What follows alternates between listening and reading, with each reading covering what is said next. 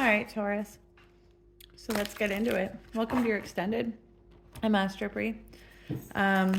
This will eventually be available in October, but this is September's reading, and we're going to talk. We pulled these cards in the original video, and we're going to talk about what this pentacle means. There is a sense of patience and an understanding of depth. What's worth your time? What's not? And I want to find out what this pentacle is. What is it that you're moving with that you've decided is worthy of being carried? And it looks here like it's clarity. There's some serious clarity about the past. Things you may have originally harbored with pain, and now you're fully understanding that that was just emotional confusion. That was just literally your emotions driving, instead of understanding that if you just wait things out, generally emotions pass and the thoughts and the reality can become clear.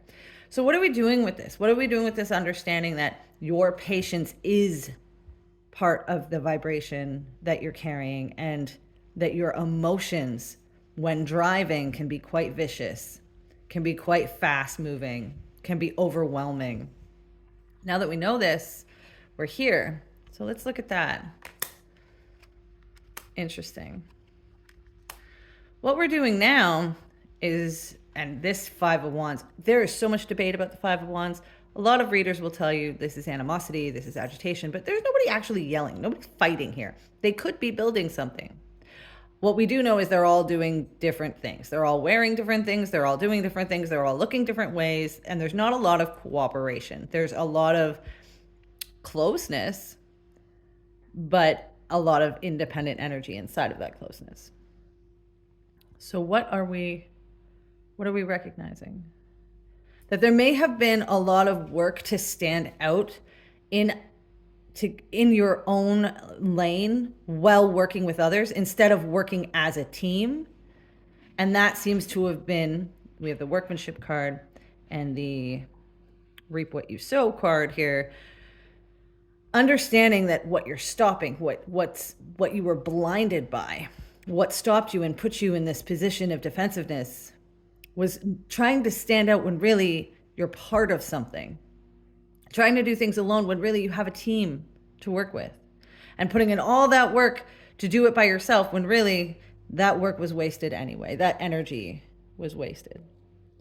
The sevens here at the bottom are very significant of energy wasted, of understanding how that happened so that it doesn't happen again. So now going forward, we're at the Ten of Wands. Now the Ten of Wands, you're at the end of a cycle, end of effort. You're not going to be doing that anymore, but you still have a couple more steps to go before you get home. So what do we have to expect with this? Oh, we got a lot of cards here. Look at that. The Justice card first. Balance. Balancing your prosperity, balancing your truth, balancing your love, balancing your mind, and sitting patiently, letting the truth sit, because the truth doesn't scream. The truth doesn't yell. The truth will always be there. When all of the lies and all of the drama dissipate, we have balance. You just got to wait patiently for it. But justice is coming. And what you might find in these last steps is watching how this emotional regret, this self-sacrifice, this rushing over emotion, and the purpose of it being, not understanding how to work in a cooperative space and wasting quite a lot of energy, has gotten you to a place where your patience and your sense of duty and your sense of fairness is now being considered.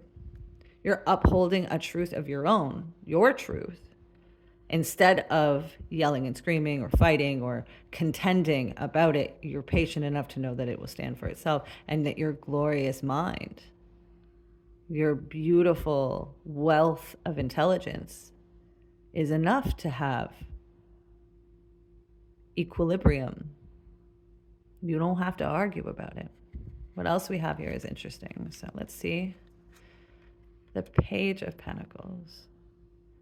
The Page of Pentacles and the Knight of Pentacles are contentious cards. These cards come one after another. Continuous cards, my bad.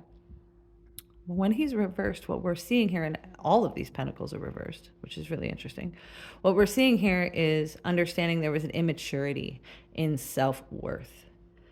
It may have been that you were putting yourself first and not realizing there was a bigger influence other than just what you can do for the group. That's not actually cooperating. Cooperating means finding your place and aligning to what's needed of you instead of trying to do everything. The Page of Pentacles is just so excited to be there that he does it all. That's why he's got these huge arms.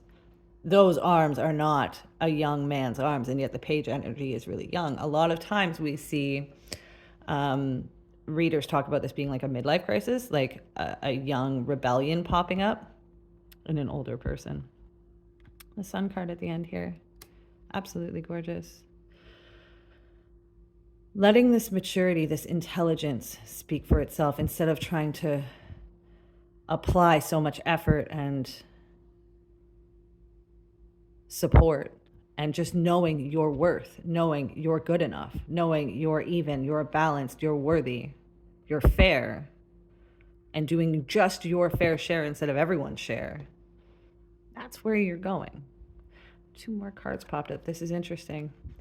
Now, I often say when I get more than one card in a row that are inverted, this is energy that hasn't settled yet. This is energy that's still coming in. Aries and Aquarius energy. These are the influences around you that you need to be considerate of. It's likely that need for power, control, being the leader, and just feeling like you don't have anyone and you can just do everything by yourself. This is the part that was unsettled. This is the part that needs to be grounded.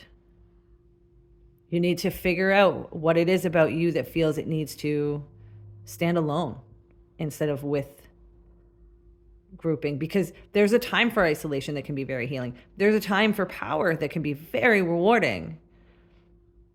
But when you're in group settings,